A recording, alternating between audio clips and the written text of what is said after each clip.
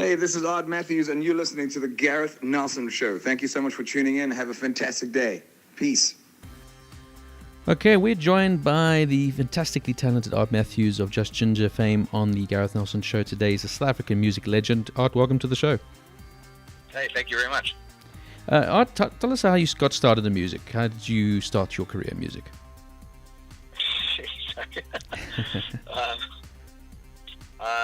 Wow, it's a very long story, but it kind of, I remember it kind of all started. I was busking in London because I went through those days without a visa. Yes. And the only job I could get was to pick lettuce in the field, and when that got old, which was very quick, I was like, man, there's got to be a more enjoyable way of making a pittance.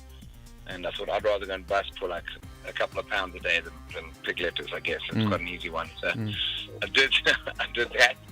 And then after a few very successful months of doing that, of making much more than a couple of pounds, I was like, well, why don't I bring this back to South Africa? And I kind of did that, and that's when Brent was playing in his band next door to ours at the waterfront in Randburg at the time. Okay.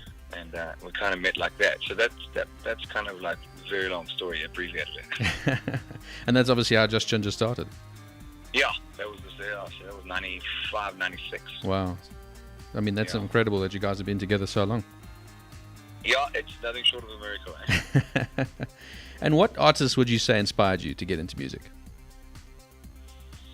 In those days, I listened to a lot of Nat King Cole, Elvis, and then the big rock bands that came through were, for me, very inspiring with Guns N' Roses. I mean, that Appetite for Destruction had a massive impact on my life, even though you wouldn't hear so much in my music. No. It was very pop orientated. Yes.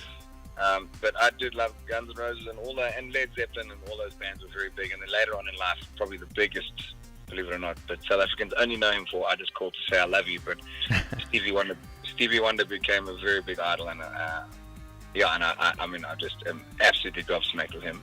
Yes, he's a legend, isn't he? It's fantastic. Yeah, I'm a huge fan. And what would you say? How would you say you've changed from the first album to now? Basically, how would you say your sound has changed?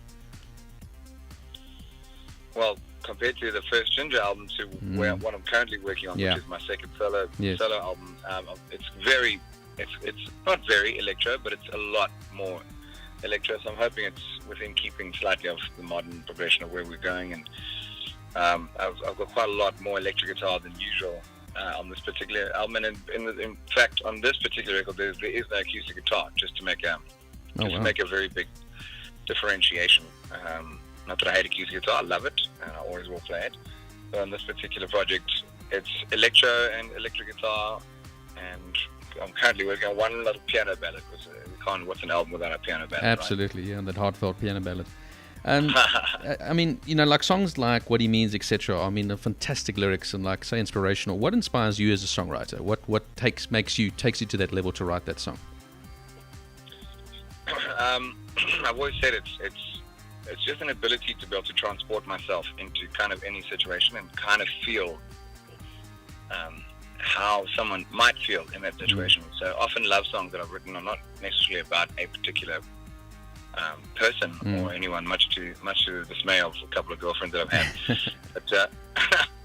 but I like just kind of think how I would feel if I was sad or if I was observing humanity unfold the way we were, and at the time when I wrote What He Means, the same as We're in Trouble Now. We're always going to need songs about peace and love, and it's just one of those songs that came together literally in minutes. But I'm quite excited that on the new album there's also one or two that have just been really, really blessedly inspired, which I've just been so grateful for that it still pours out of me. And so to say, I guess just general life observations and the ability to be able to transport myself into that moment. And some career highlights for you, things that have stood out in your career? I don't know. It's like the fact that I'm still doing what I do is a massive highlight for me. I feel so lucky and honored to still do what I do. But man, we played alongside some of the greats, and playing at like two of Nelson Mandela's events alongside Stevie Wonder and Queen and all those big bands who, to be honest, I've even kind of semi-forgotten. There's been so many. Yeah, there's so many things over the years. There's not like there aren't any massive or like one-off highlights that stand out. Yes. It's just all of it has been a culmination of just massive gratitude, And what is your perception of the state of music in South Africa at this current present? I mean, what do you think of it? Is it in a healthy spot? The problem is that as much as this quota has now enforced that a lot more music must be played, what has happened, it's really confused the curating of music, because now anyone with a laptop is now a musician, and they're all submitting songs and they're all having to be played. So I do think the quality has, down to the selection, has probably gone down a little bit. But that said, the industry has grown so much that the bands worth their salt, and the bands that have been around for a while, and a lot of upcoming bands, fresh, have got enough information at their disposal now to make really, really, really good sounding music. But it's getting harder and harder to be heard through all the noise. And what would you say, like, the state of world music is? I mean, do you think there's a shift away from sort of rock music, blues music, guitar-based music, if you will? No, if anything, I must be honest, I think there might be a little shift heading back to it. I think people are getting over. It's always been a wheel. It does always turn.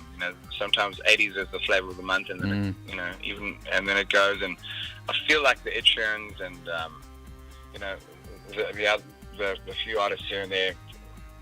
Like, I think it feels like it's turning back to guitar, like the new George Ezra and kind of things like that. I don't know. It feels like it is heading back towards guitar and singer-songwriter. I think people are really getting tired of listening to just absolute arb nonsense, which is what we've been forced to for quite a while. So as much as the arb nonsense, believe it or not, deserves to, it has its place, believe it or not. People also do want to just switch off and sing along to absolute crap sometimes. I do too, pure escapism. I think there's a turnaround happening, and people are definitely leaning towards some music with meaning again. And I know you were based overseas for quite some time. How was that compared to being based in South Africa? Yeah, anytime spent overseas, to be able to embrace different cultures and different industries and experiences, it's always a good thing if it's taken like that with an open kind of attitude, So it was really cool. Always a great eye opener. It's amazing to think how incredibly small we are as a music nation. There is so much going on, really. And this is, I've been back from LA now for 9 years already. Wow. So that would have changed drastically already in the time that I've been back. So who knows what's going on. What I can say is that California and those places in the States, they really are very advanced. Even a lot of Europe. So we are still quite behind in a few senses, but we fortunately we have. If we had had the kind of social media and access to information that we did in our day, it would have been quite interesting to know the results. Who knows? No one knows. No, you can't. Can't go back in time. No, you can't. You can't say. But I tell you, it's becoming more of a level playing field. But just I remember when we left LA, I can't remember what the number was, but there were like over 100,000 registered bands. Wow. Yeah. So you can just imagine. It's quite ridiculous. Yes. But I suppose the world is getting smaller, though, as you say, through social media, etc. Correct. Yeah. So there's always pros and cons, And what's the future for you now, and Just Jinjer as a band, etc.? Well, Just Jinjer, we're not actually doing anything creative. There's been no indication collectively to do that. The last time a full album was made, I actually physically moved to Johannesburg to kind of force the issue. So there's who knows? Fortunately, we actually just really love each other. We are brothers on this earth. But we have all started doing our own thing, and it's completely overtaken the priority. I know Denham, our bass guitarist, he's been producing everyone under the sun, including the great Johnny Clegg's latest album, which is a very big thing. Brent's been incredibly busy doing his corporate music stuff as well. So it's just we just started our own life. So I think the romance and the novelty of Jinjer hasn't been enough to have us collectively decide to do anything more creatively. But we do still jam together, and we still dig each other's company, which is which is quite rare. So it's not a breakup as people say. It's more just taking a break, as it were. We've never broken up. People have been saying we've been broken up for so long. We've never done that. We just probably played less and less. We're not even taking a break. It's just we're playing. I guess we're just playing less. Yeah. Other things have taken over. Yeah, it's just not. It's not priority for us. And but it's also not dead. There's no need to kill it, because it's still there. And where would you like to take your career, your solo career?